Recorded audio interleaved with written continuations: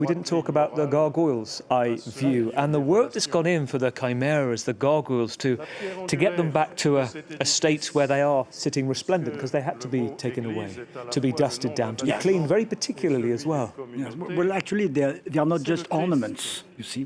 Tell us about these mythical creatures and why they're there. Well, it is simply that in the Middle Ages there was some kind of a bestiary, and they said that people would represent all kinds of forces, both benevolent and hostile, through animals. And those creatures, so in fact these are just the end of gutters, so simply to get rid of the water falling on the roofs.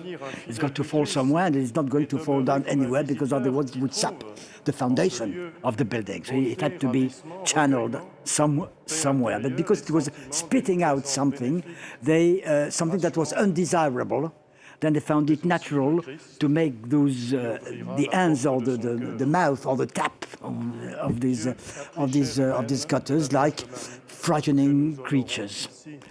And they worked very of course, well. this doesn't mean that they were afraid, because painting what frightens you helps you fight it and overcome it.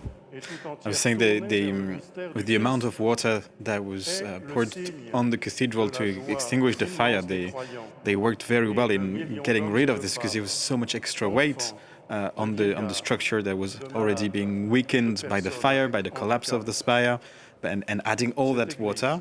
The gargoyles served their purpose before being then restored and changed for some of them. And for that they're called the wounded guardians of Notre Dame. Exactly. It's quite beautiful. You talk about for the drainage. Also there's other reasons I think that they're there, not just to scare the pigeons and the birds, but also am I right to say the spiritual sense as well, to warn the congregation of what could be in the expressions on their faces and the demonic side of that?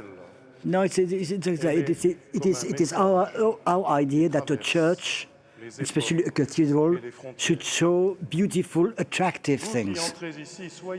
Actually, the church or the gospel or the faith is more realistic, and it does not ignore or brush aside or cover up what is unpleasant.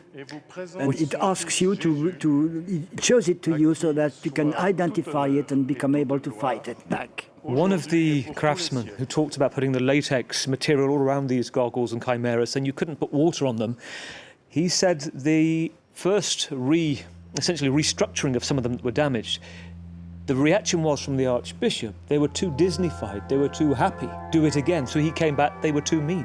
So it's interesting how they've come back, and hopefully we'll see some of those as we